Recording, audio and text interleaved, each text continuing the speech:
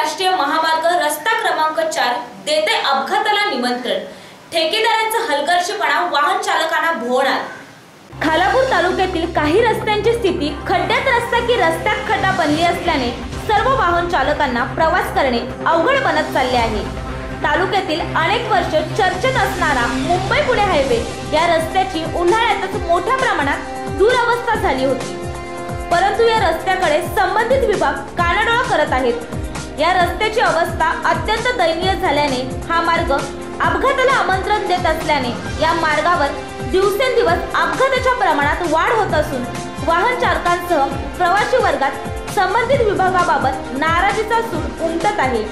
त्यामुळे संबंधित विभागाने या रस्त्याची दुरुस्ती करून हा रस्ता खड्डामुक्त करा अशी मागणी परिसरातील नागरिक व्यक्त करीत आहेत। लोकहितसाठी नवज्योत पिंगळे, खालापूर। मुंबई पुणे राष्ट्रीय महामार्ग क्रमांक 4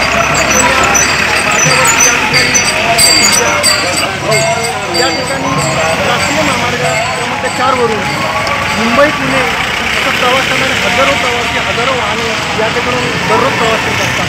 मधल्या काळामध्ये शासनाने या रस्त्याचं रुंदीकरण करण्यासाठी काम काढलं होतं, मात्र हे काम गेल्या 2 वर्षापासून सुरू आहे आणि हा काम अद्यापर्यंत अर्धवटच अवस्थेत आहे। त्यामुळे आपल्याला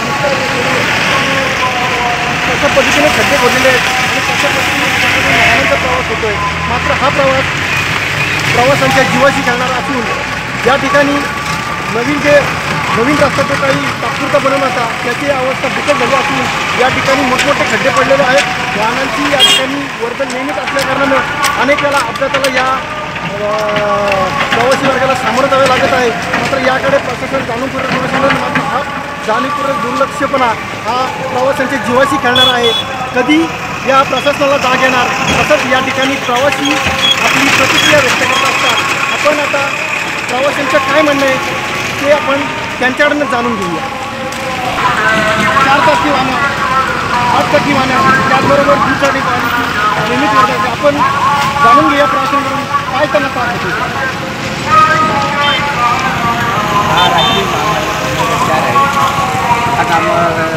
हा काम शासनाचं आहे। महाराष्ट्र सरकारने हा काम नुतनीकरण आणि दुरुस्ती करण्याचा काम चालू केलेलं आहे, पण हा काम अद्याप पूर्ण झालेलं नाही। हा काम पूर्ण दुरावस्थेत आहे। या कामामध्ये शासनाचं कुठल्याच प्रकारे लक्ष नाही आहे। इथे जड वाहने आणि अवजड वाहने पूर्णपणे जात असतात, दुचाकी जात असते आणि एखादा जड वाहने इथून जात असताना दुचाकी स्वराज कुठल्या खड्ड्यातून गाडी चुकवायची हा मोठा प्रश्न पडलेला आहे। त्याच्यामुळे अपघात होण्याचे जास्त चान्सेस आहेत आणि त्याच्यामुळे अपघाताला कुठेतरी आळा घालण्यासाठी शासनाने याच्यावर लक्ष दिलं पाहिजे। लोकप्रतिनिधी, शिवसेनेचे तालुका संघटक आणि माजी उपसभापती तालुका अधिकारी प्रशांत खांडेकर हे सर्वजण या ठिकाणी उपस्थित आहेत। यांनी याबाबत हस्तक्षेप केलं होतं की हा रस्ता खरोखर प्रवासाचा जीव घेणीच आहे। त्याच्या संदर्भात त्यांना काय वाटतं हे आपण त्यांच्याकडे जाणून घेऊया। यावर्षी आपण सांगा की आपण कशा पद्धतीने या रस्त्याकडे पाहताय, हा रस्ता कशा पद्धतीने आहे आणि काय होईल या रस्त्यातून आपण हा रस्ता NH4 में नॅशनल हायवे नंबर 4चा रस्ता आहे आणि असा रस्ता असताना ह्यावर रोडवर जे काम चालू आहे, ज्या ठिकाणी हे काम घेतलेलं आहे ज्या पद्धतीने हे काम करायला पाहिजे, नॅशनल हायवे असताना ज्या पद्धतीचे ज्या सुविधा वापरायला पाहिजेत, जे कॅश बॅरियर वापरायला पाहिजे किंवा रिफ्लेक्टर वापरायला पाहिजे किंवा प्रवास करत असताना वाहनांना कुठल्या प्रकारचे इजा होणार नाही किंवा त्रास होणार नाही अशा ज्या सुविधा वापरल्या सुविधा इथे वापरल्या जात नाहीत। आज हा नॅशनल हायवेचा रस्ता म्हणजे मृत्यूचा साबळा झालेला आहे।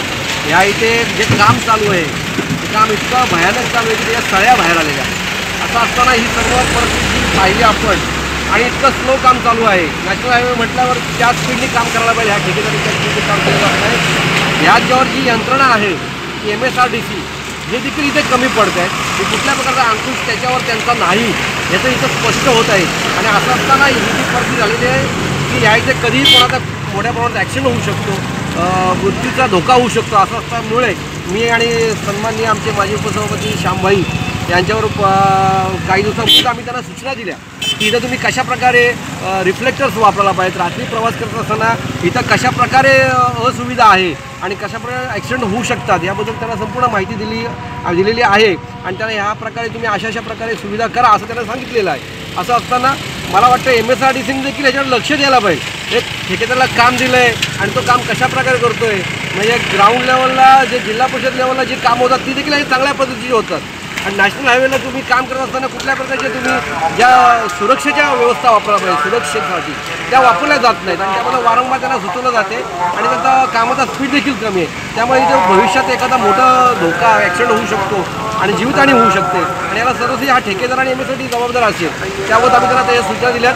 पाहूया आता ते काय सुधारणा करतायत. खराब झालेला आहे, खड्डे पडलेले आहेत आणि हा रस्ता राष्ट्रीय महामार्ग म्हणून याला ओळखलं जातं. पूर्वी द्रुतगती महामार्ग असतात याच रस्त्यांनी मोठ्या प्रवासी वर्गांची वर्दळ होती, परंतु द्रुतगती महामार्ग असला तरी या रस्त्यांची वाहतूक काही कमी झालेली नाही. मात्र प्रशासन याकडे गांभीर्याने कुठल्या प्रकारे पाहत नाही आणि या संदर्भामध्ये सारेच नाराज असल्याचं आपल्याला समोर येते. प्रवासी असतील, लोकप्रतिनिधी असतील, वाहन चालक असतील, सारेच जण नाराज आहेत. पाहूया प्रशासन यापुढे कुठल्या प्रकारे कशा प्रकारे या रस्त्यावरची वाहतूक सुरळीत आणि चांगल्या पद्धतीचे करतोय याकडे आपण पाहूया. लोकांसाठी प्रशांत गोपळेसह नवजोत पिंगळे.